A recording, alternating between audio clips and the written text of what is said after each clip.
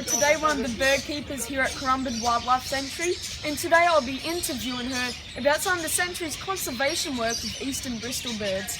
So what do you love about Bristlebirds so much? Bristlebirds, they've just got amazing personality, and even if they're just a small little brown bird, they're just full of energy. Yes. And they're very good parents and very good at making their nests for Yep. their chicks. So whereabouts can you find Eastern Bristlebirds in the wild? So Eastern Bristlebirds that we have here are the northern subpopulation, so we get them around this area on the border of New South Wales and Queensland. You'll find them out in montane forests, so very good woodlands with eucalypts.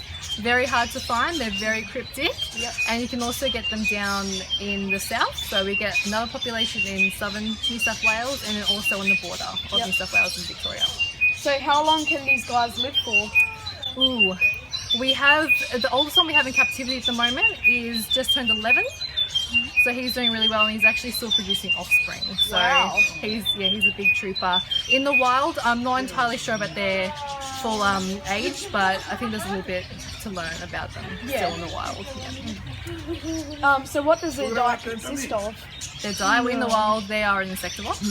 So they're going to eat all sorts of insects. So we feed them crickets, and you get little wood cockroaches and mealworms and anything else they can possibly find.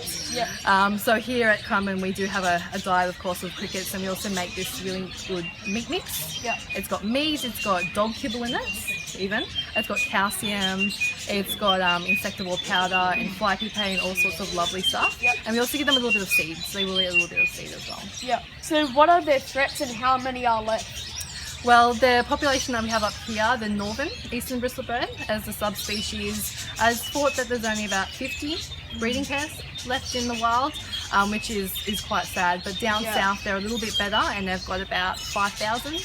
Yeah.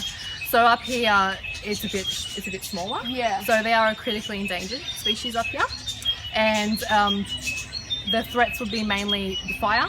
Yeah. So uneven fire, and when you get fire, of course, it does take away a lot of the surrounding grasses that they need to breathe. Yeah. It also introduces weeds, and it also brings in the feral animals. So we get a lot of pigs come in, and dogs and cats and all that. So the numbers are definitely dwindling, and that's why we've got our captive population here to try and help.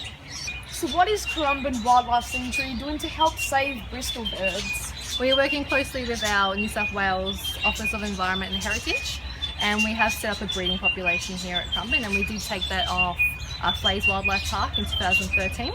So we've been very successful in the last couple of years obtaining a few more wild genetic birds and have bred successfully each year.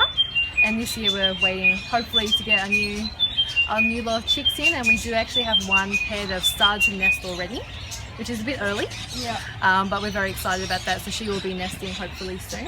Yep. And we will work with the department. They've also got resources and a sniffer dog that can help us to find them, and we'll hopefully get them back into the wild very soon. So how can everyday people help birds like Bristlebirds? Help the birds. Of course, keep your cats indoors and keep all animals as well, for that matter. Do not throw out any rubbish. No plastics, of course, not good for any animals. But Bristlebirds very vulnerable to human activity where they are, because they do nests and live so close to the ground. They don't generally perch high up in trees.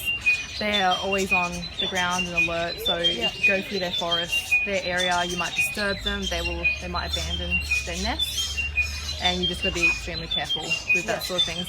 Of course, keep fire to a minimum. Of course, you don't want to start fires up because that will destroy habitat.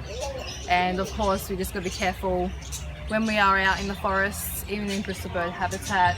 So if we do have animals with us, keep them with us, and just be careful where you walk. And Well, thank you for talking to me. that's okay, anytime at all.